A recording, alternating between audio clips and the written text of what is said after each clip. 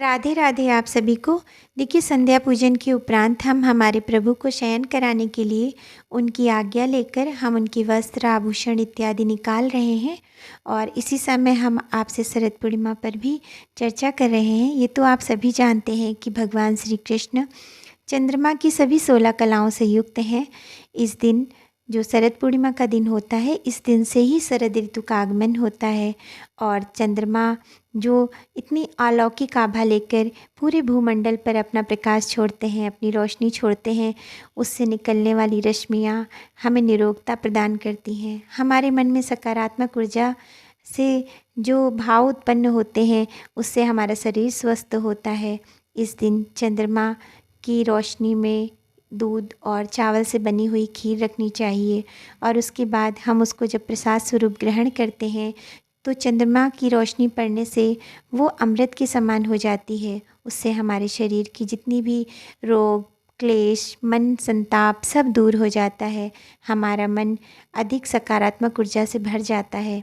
शरीर की नकारात्मकता का शमन हो जाता है। इसीलिए इस दिन चंद्रमा के प्रकाश को, चंद्रमा की रोशनी में ज़रूर रुकना चाहिए और उनसे प्रार्थना करनी चाहिए कि हे चंद्रदेव, हमें हमारे मन में सकारात्मक ऊर्जा से भर दें और हमें पूरी तरह से स्वस्थ रखें। इस भाव से इस दिन चंद्रमा से भी प्रार्थना कर सकते हैं। और ये दिन विशेष तौर पे माता महालक्ष्मी की पूजा का भी होता है। संध्या समय आप एक चौकी पे लाल वस्त्र बिछाकर माता की फ़ोटो या मूर्ति स्थापित करके, कलश की स्थापना करके, देसी घी का दीपक प्रज्वलित करके, अगर संभव हो तो गाय के घी का दीपक जलाएं और सम्मुख बैठकर धूप दीप नैवेद्य से जब माता की पूजा कर लें, उसके पश्चात आप कनक धारा स्रोत या श्री सूक्त का भी पाठ कर सकते हैं। इस तरह से आप मैया को प्रसन्न कर सकते हैं। अगर आपके लिए ये सब संभव ना हो पाए तो आप माता महालक्ष्मी से प्रार्थना करें कि हे माता महालक्ष्मी, आप संसार का पालन करने वाली हैं, समस्त संसार को सुख वैभव देने वाली हैं, आप विष्णु प्रिया हैं। हे मैया, हम पर प्रसन्न रहें और हमारी भावनाओं में, हमारे जो हृदय में आपके प्रति भाव हैं, उनको हम आपके सम्मुख समर्पित करते हैं। आप हम पर सदा प्रसन्न रहें, हमारा कल्याण करें माँ, हमें सुख वैभव समृद्धि से भर दें। इन्हीं भावों के साथ आप माता से मन ही मन प्रार्थना कर सकते हैं। जय माता महालक्ष्मी का जप कर सकते हैं। अगर संभव हो तो कमलगट्टे की माला से संध्या समय माता के सम्मुख बैठकर भी जप कर सकते हैं। और इस दिन चंद्रमा की रोशनी में ज़रूर रहना चाहिए। इससे हमारा मन बहुत मजबूत होता है, हमारे मन में सकारात्मक भाव आते हैं और हम हमारे जीवन में अधिक सफलता प्राप्त करते हैं। इस दिन विष्णु भगवान और माता महालक्ष्मी की पूजा करने से माता लक्ष्मी अति प्रसन्न होती हैं। और ऐसे हमारे शास्त्रों में इसका वर्णन है कि इस दिन माता महालक्ष्मी पृथ्वी पर भ्रमण के लिए आती हैं। इसलिए मैया की विशेष अनुकंपा होती है और उनसे पूजा, विनय, प्रार्थना अवश्य करनी चाहिए।